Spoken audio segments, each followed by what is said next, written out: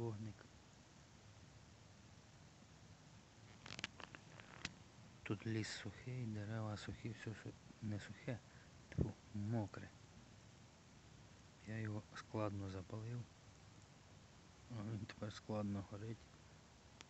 Один раз потух. Ну, там один сірник, понятно, запалив, потім він потух. Потім я коло нього бігав, бубенком лав, щоб він там гори, гори, ясно. От. А другий раз я вже йому не дав потухнути. І тепер він ось так горить. Гарнюще. Трохи замерз ноги, але потім... Тьфу, куди ж ти до мене дуєш? Але потім такої підставляв і зігрівся. Ось. Доброї ночі.